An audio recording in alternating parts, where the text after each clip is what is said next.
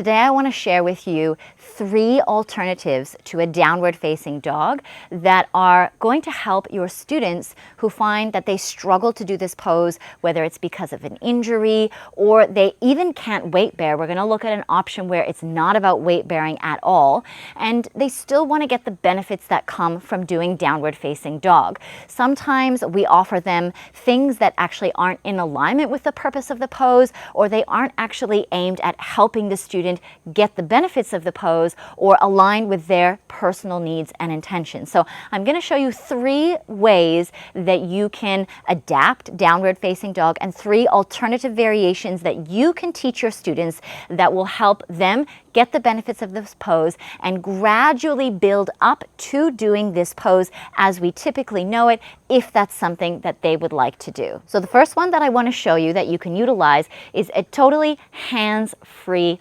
option. Now, this does provide very similar benefits to downward facing dog. However, there is no weight bearing at all. So the aspect of downward facing dog that it's going to provide, and it's going to provide benefits for your students on, is the back body lengthening aspect. And this doesn't require them to put any weight on the hands whatsoever. So you're going to get them to come into a comfortable stance with the feet, something that can potentially resemble the distance they might normally have between the feet in downward facing dog. I would suggest doing something like hip width, or even potentially something a little bit wider, just depending on the student.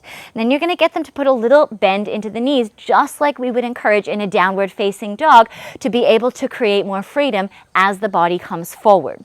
Then from here, they're going to bring the weight into the heels, keep that soft bend into the knees, and start to send the sitting bones back.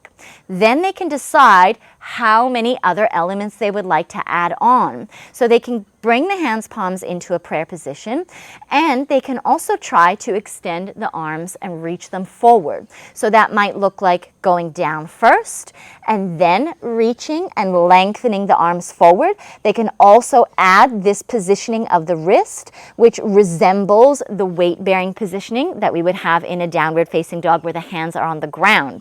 So that is an option, and really pay attention to the path, especially if they're not doing this because of shoulder stuff.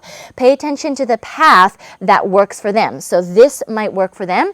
It might be a bent elbow into straight that works for them. Pay attention as well to the direction that the hands palms are facing. This can also be something that will either enable them to do it, or maybe it causes them some discomfort and they're not able to. So you can play around again with that hand positioning. Now, as they come into this, they might also feel like they're only able to take it to this point. It doesn't mean just because they can't go here or here or here that they just don't use the arms at all. You can get them to just go to the point where they feel that there is some activation, there is some engagement. And then from here, they can also begin to potentially work to send the weight a little bit more back via just ever so slightly lengthening the legs.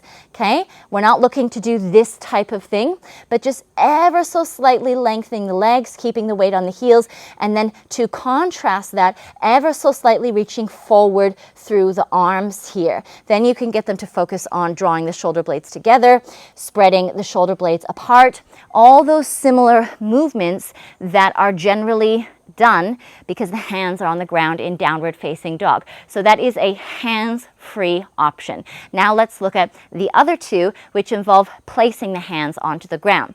Now say you have a student that has done that option, or they can take a little bit of weight onto the hands in an overhead position. However, they still really want more of that like back body lengthening, and they are able to put a bit of weight, not too much though.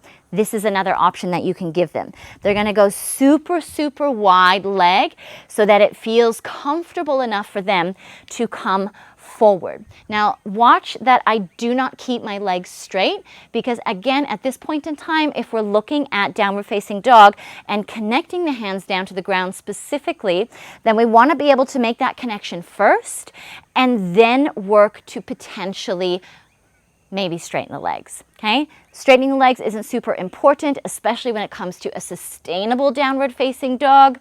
I don't care what anyone else says or the pictures or the photos. It is not super sustainable to just press the legs back and keep forcing hamstring flexibility in downward facing dog. So I would advise to have a good bend into the knees and wherever the feet are comfortable. That's totally fine. And then you're going to do exactly what we did in the hands-free one.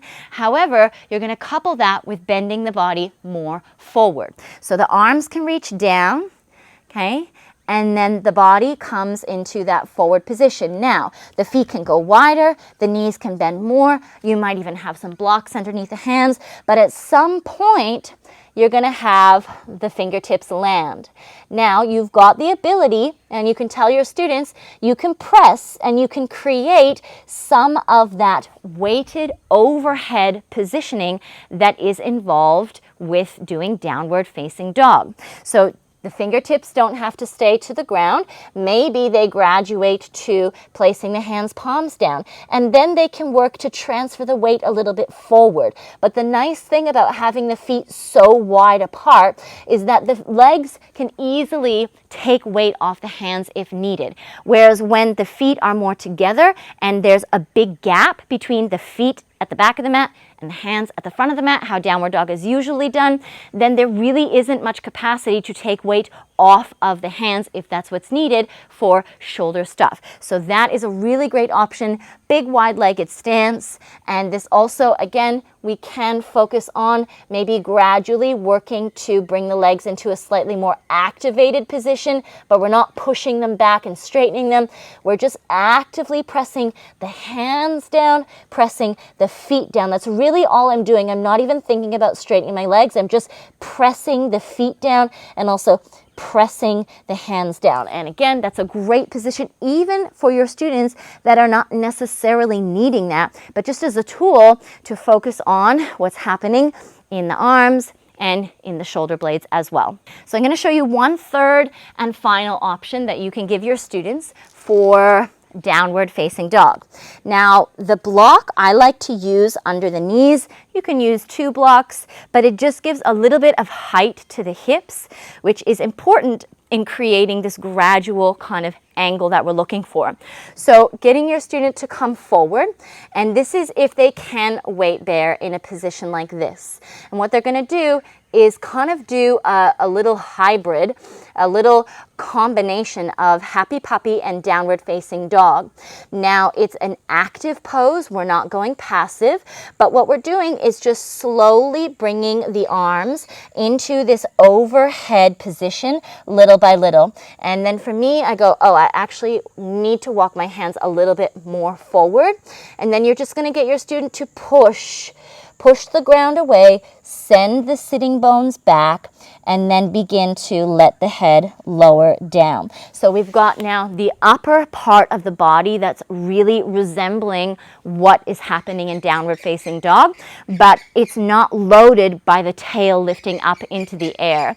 And again, this is another great tool to use for your students to get them to feel into what type of positioning and what type of angles and spirals are happening with their arms and shoulders when they're in downward dog, because it's really much harder to do that when you're in the pose versus beforehand, when you can kind of feel those movements before the pose is actually loaded by lifting the tail up into the air. So try these 3 things out with your students and just notice how they respond. These things can also be shifted and modified and created with little changes to adapt and suit the student. So really be open to that. It's a co-creative process with your student to see how they're feeling, and these 3 options are going to be really great to make the practice more accessible, more sustainable, and a lot more inclusive for your students. If you liked these kinds of tips, please make sure that you subscribe to my channel